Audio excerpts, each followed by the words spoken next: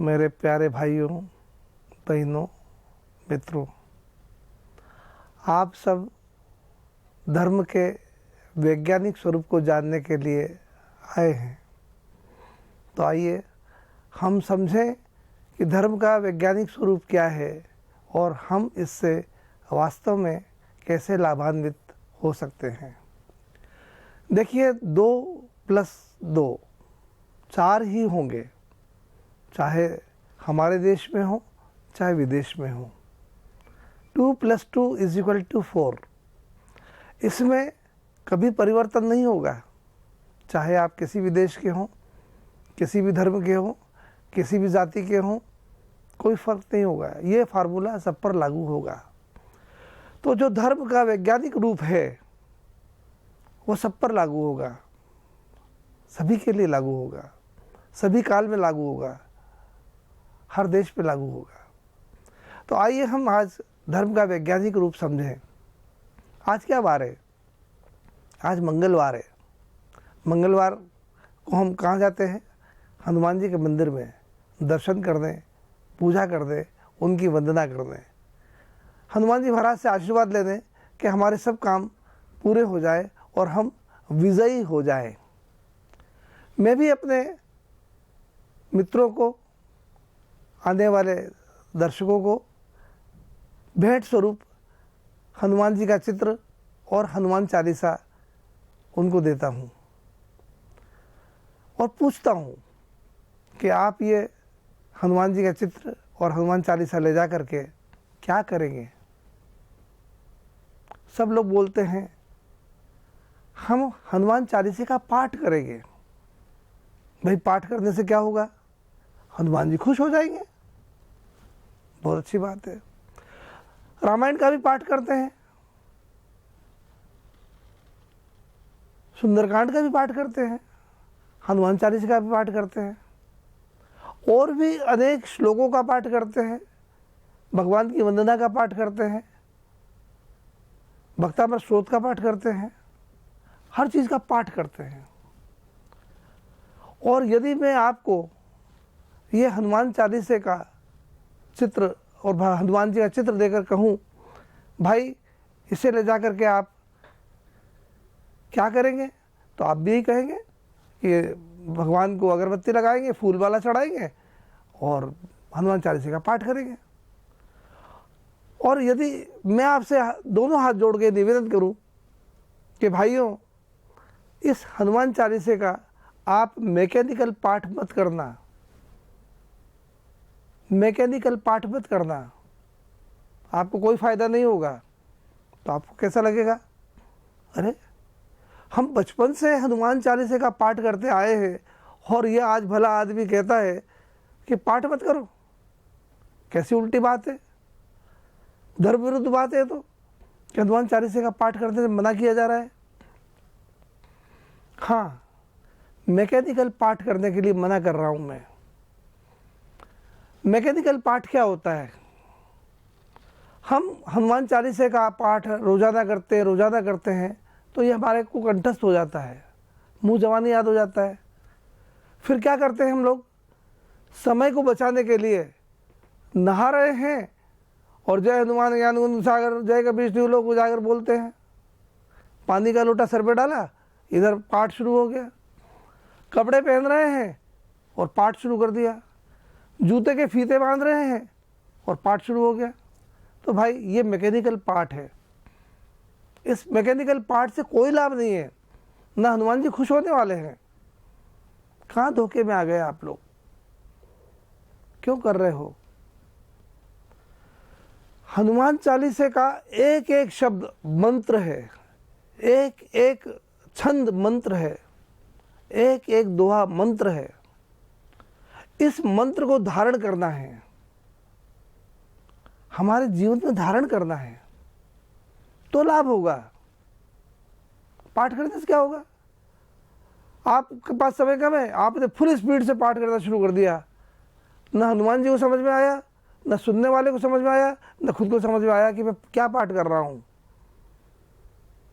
तो भाई इस पाठ करने से कोई लाभ नहीं है, ये पाठ करना बंद कर दो। फिर क्या करें? आपने तो हनुमान जी का चित्र भी दिया है, हनुमान चालीसे का कैलेंडर दे रहे हैं और कह रहे हैं पाठ बंद कर दो। हाँ भाई, पाठ बंद कर दो। करना क्या है?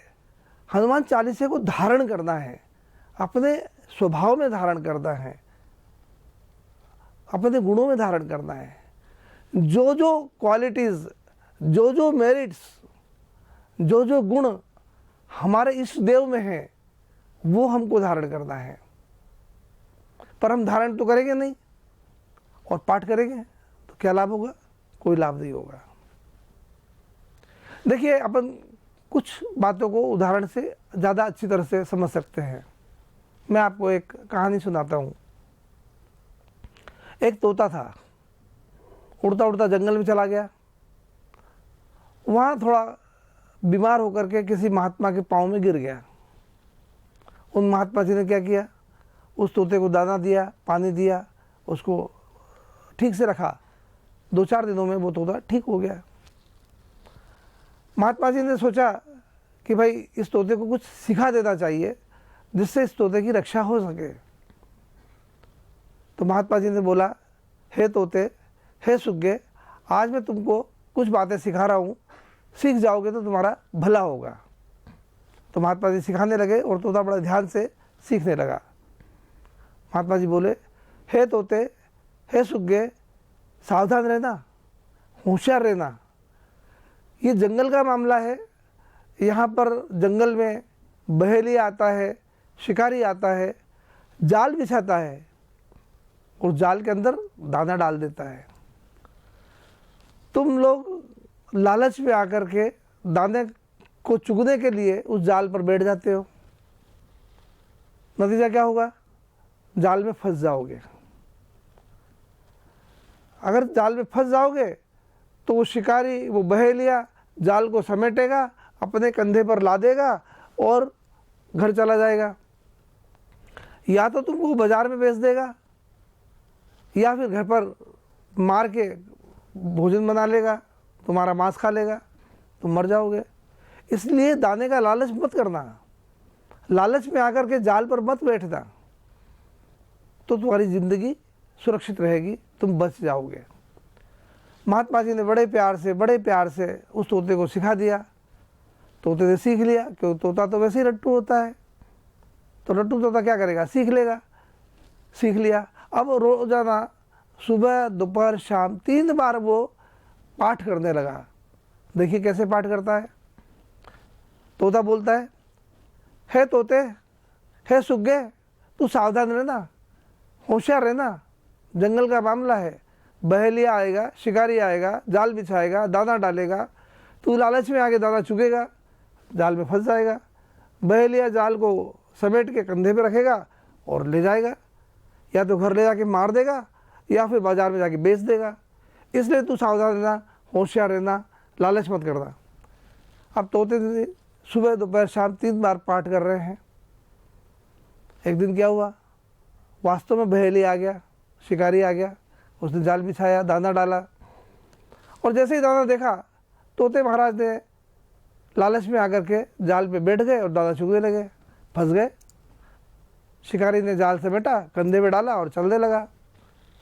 अब वो तोता देखता है कि सुबह तो मैंने पाठ कर लिया था, अब दोपहर का टाइम हो गया है, दोपहर में पाठ करना जरूरी है। तो वो तोता क्या कर रहा है? जाल के अंदर बैठा बैठा पाठ करता है, हे तोते, तू सावधान रहना, होशियार रहना, जंगल का मामला है, बहेलिया आएगा, शिकारी आएगा, जाल बिछाएगा, दाना डालेगा, तू लालच में आकर जाल में दाना चुगने के लिए बैठ जाएगा, फंस जाएगा, शिकारी जाल को समेट के कंधे पे डालेगा और वो अपने घर ले जाके मार देगा या वो बाज़ार में जाके बेच देगा। तो सावधान रहना, होशियार रहना, लालच में बताना। तो भाइयों, इस पाठ करने से तोते का क्या भला हुआ? अरे वो तो जाल में फंसा हुआ है। महात्मा जी ने सिखाया था लालच नहीं करना, सावधान रहना है, लालच नहीं करना है। अगर लालच करोगे तो फंस जाओगे। पर वो तो भूल गया, जाल में फंस गया। तो ये पाठ करते रहने से क्या फायदा हुआ? वो तो याद ही नहीं रख सका कि उसे लालच नहीं करना है, जाल में नहीं फंसना है। हम सब प्राणी इस संसार सागर में फंसे हुए हैं, इस जाल में फंसे हुए हैं। कौन है शिकारी? कौन है बहेलिया?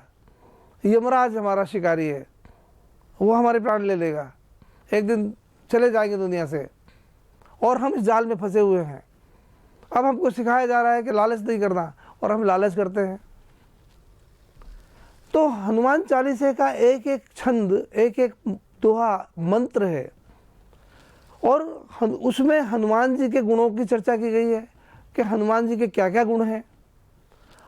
अब उन गुणों को तो हम धारण करें नहीं और हनुमान चालीसे का पाठ कर रहे हैं उस तोते की तरह, तो हमें क्या मिला भाई?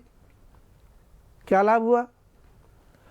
हम पढ़ते हैं अतुलित बलधामम हेमशैलावदेहम, अतुलित बलधामम, हनुमान जी अतुलित बल के धाम है, हमारा इष्ट देव अतुलित बल का धाम है। और हम क्या कर रहे हैं? रजाई ओढ़ करके पड़े हुए हैं और जाप कर रहे हैं हनुमान चालीसे का। अरे भाई, रजाई फेंक और मॉर्निंग वॉक के लिए जाओ। जवान लोग हो तो जिम जाओ, कसरत करो, तब तो तुम्हारे को अतुलित बल धाम मिलेगा। हनुमान जी तुम्हारी सहायता करेंगे, तुम्हारे में भी ऊर्जा आएगी। पर रजाई फेंको, रजाई में लिपट करके हनुमान चालीसे का पाठ करने से कोई लाभ नहीं है। सर्दी हो तो सुबह उठो, जल्दी उठो, जिम जाओ, योगासन करो, बलशाली बनो। हम तो बलशाली बने नहीं, हम तो कमज़ोर बने रहे और हनुमान जी आके हमारी हेल्प कर देंगे। कैसी विडंबना है, कहाँ उलझे हुए हो? तो भाई, हनुमान जी की अगर पूजा करना है, हनुमान जी का आदर करना है, सत्कार करना है, तो हनुमान जी के अंदर जो जो गुण हैं, जो जो क्वालिटीज़ हैं, उनको हम अपने स्वभाव में धारण करें तो हम भगवान के सच्चे भक्त होंगे। तब हम हनुमान जी के सच्चे भक्त होंगे, तब हनुमान जी हमारी सेवा हेल्प करेंगे, हमको सहायता करेंगे। कई लोग धारण करने का मतलब ये समझे कि हनुमान चालीसे को एक ताबीज़ में डाल दो और गले में लटका लो, बस हनुमान जी हेल्प करेंगे। आजकल ऐसे ताबीज़ बिक रहे हैं जिसमें आप पूरा हनुमान चालीसा देख सकते हैं। 2-2, 4-4, 5-5 हज़ार रुपये के ताबीज़ आ रहे हैं और बोला ये जा रहा है कि इस ताबीज़ को गले में लटकाने से हनुमान जी हेल्प करेंगे। तो भाई, कहाँ धोखे में आ रहे हो? किसी कागज़ को, किसी ताबीज़ को, किसी चीज़ को गले में लटकाने से हनुमान जी हेल्प नहीं करेंगे। हनुमान जी मदद आपकी तब करेंगे जबकि उनके गुणों को आप अपने स्वभाव में धारण करेंगे। तो हनुमान जी का सबसे बड़ा मंत्र है कि जो जो क्वालिटी आपके इष्ट देव में है वो आप धारण करें, उनको अपने स्वभाव में लाएं। और इसके लिए हमें निरंतर प्रयत्न करना होगा, कोशिश करना होगी कि हम अधिक से अधिक गुणों को अपने अंदर लाएं। कोई भी पिता अपने बच्चों से क्या आशा करता है कि वो अच्छे काम करे, पढ़ाई करे, अच्छे नंबर लाए, अच्छी नौकरी करे, दुनिया में नाम रोशन करे। और अच्छे काम तो करे नहीं बेटा, और सुबह उठ करके एक माला खरीद के लाए और पिताजी के गले में डाल दे, 2 अगरबत्ती पिताजी के आगे लगा दे, 1 दिया जला दे और उनके भगवान की तरह अपने पिताजी के गीत गाने लग जाए, उनकी आरती उतारने लग जाए। पिताजी क्या करेंगे? अरे एक चाटा देंगे। मैं कह रहा हूँ पढ़ाई लिखाई कर, वो तो करे नहीं और तू ये ढोंग कर रहा है, मेरे गले में फूल माला डाल रहा है, आरती उतार रहा है, ये क्या कर रहा है? तो हनुमान जी की सच्ची भक्ति करना है तो हमें हनुमान जी के सारे गुणों को अपने मन में धारण करना सीखना होगा, एक एक करके धारण करेंगे। कई लोग, कल बुधवार है ना, तो कई लोग गणेश जी के मंदिर में जाएंगे। क्या करते हैं वहाँ पे? गणेश जी के मंदिर में जाते हैं, भगवान की पूजा अर्चना करते हैं, लड्डू का प्रसाद चढ़ाते हैं और गणेश जी भगवान खुश हो जाएंगे, ऐसी आशा रखते हैं। मैं स्कूलों में जाता हूँ, बच्चों से पूछता हूँ कि भाई बच्चों, मुझे ये बताओ कि गणेश जी को खुश करने का क्या फार्मूला है। बच्चे कहते हैं एक दिया जलाओ, अगरबत्ती लगाओ, फूल माला चढ़ाओ, लड्डुओं का भोग लगाओ, आरती उतारो, प्रसाद बांट दो, गणेश जी खुश हो जाएंगे।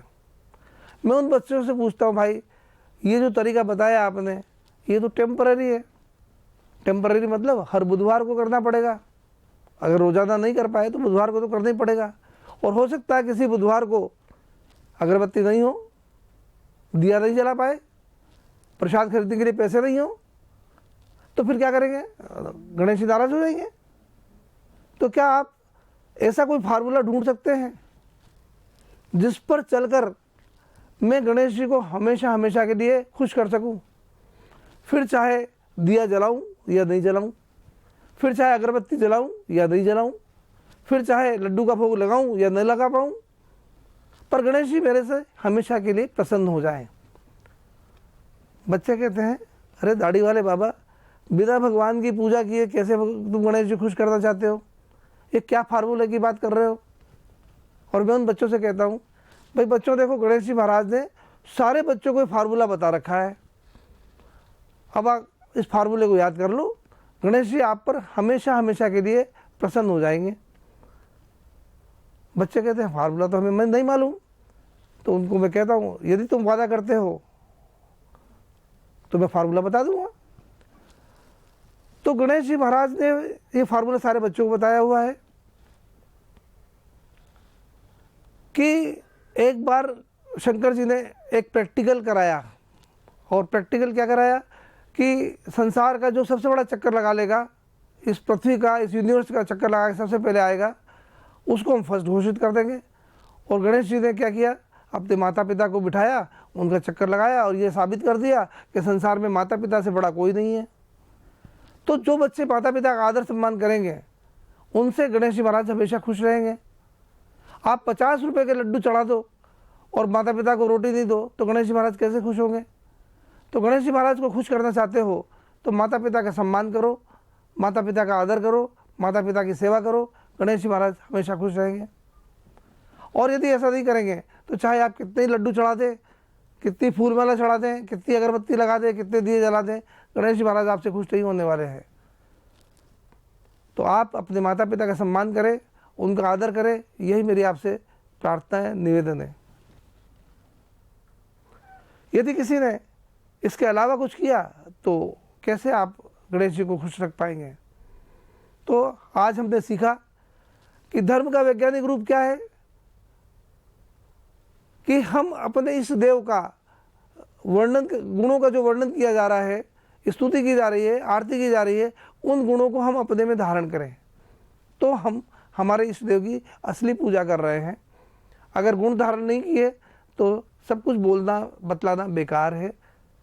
इसलिए मेरा निवेदन है कि धर्म को सही अर्थों में धारण करें, हनुमान जी की सही अर्थों में उपासना करें, गणेश जी की सही अर्थों में पूजा करें, और आप सबका मंगल हो, आपका कल्याण हो, आपका भला हो, यही मेरी ईश्वर से प्रार्थना है। नमस्कार।